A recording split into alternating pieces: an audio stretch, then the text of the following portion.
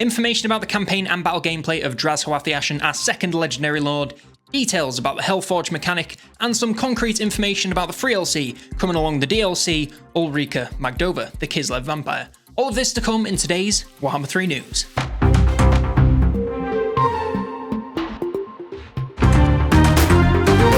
So we've got our second of the Chaos Dwarf blogs detailing the legendary lords of this latest race pack for Warhammer 3. So today we're taking a close look at Drazhoath the Ashen, the Sorcerer Prophet of Hashut and Lord of the Black Fortress. With how often this Sorcerer Prophet title has been mentioned, I think it's a safe bet that they're going to be a generic lord type for the faction, possibly with access to a couple of laws of magic like Hashut and Fire. Black Fortress is of course where Drazhoath was sent into exile by Ashtragath Ironhand, and from here Draz is seeking to return to the fold of Zan Nagrund and reconnect with the other Chaos Dwarves. On the battlefield, Draz is a force to be reckoned with proficiency with his axe and sorcery, as well as some undoubtedly meaty armour. He seems to start on foot, but can eventually mount a custom Bale Taurus named Cinderbreath. On the campaign map, he is a titan of industry and leads the Chaos Dwarves when it comes to creating armaments and developing settlements. The narrative goal of the faction will be to find, collect, and corrupt 4 dwarven artifacts to build the Great Drill of Hashut. Once completed, they will use this drill to dig through the fabric of reality and enter Hashut's domain. So could we be seeing yet another Chaos Realm added, at least to the battle map selection? I hope so. Of course, doing all this will require some conflict with the regular Dawi, so expect to be up against them regularly when playing.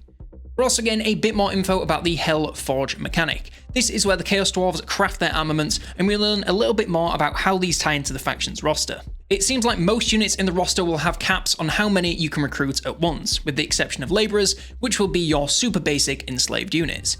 These caps can be increased by spending armaments, and doing this will improve your Hellsmith's proficiency and unlock further upgrades. This sounds similar to Ikit Claw's workshop, where spending currency inside of it will unlock new regiments of renown and items. We of course also have a little bit more info about a couple of units in the roster. First up we have the Infernal Guard, who are of course some of the most legendary of warriors in the Chaos Dwarf roster. As elite infantry, they can use a variety of weapons such as great weapons, axes and shields, and fire glaives, which are these axe guns shown in the concept art, which remind me a lot of the weapons used by Streltsy in the Kislev.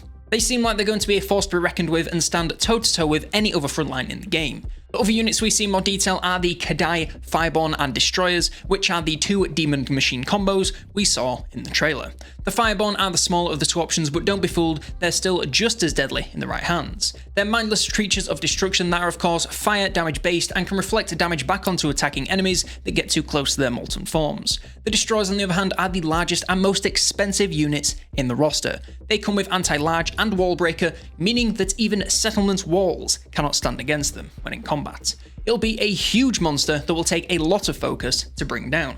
Beware, however, that both of these units are susceptible to demonic instability, so once their leadership drops, they will start to fall apart instead of running away. And finally we have some more information on Ulrika Magdova, who's of course the free LC legendary hero we're getting alongside the DLC. She was transformed into a vampire against her will, and as such is a terror on the battlefield, with a proficiency of close ranged combat, as well as being a powerful spellcaster of shadows. She'll land for free alongside Update 3.0, but you'll need a free CA account to unlock her in-game. And that's everything we have for today, but any more blog posts and news about the Chaos Dwarves will be broken down right here, so subscribe if you want to see that. But if you're still wanting more information about the Chaos Dwarves, then check out this video here for a full breakdown of the trailer from last week.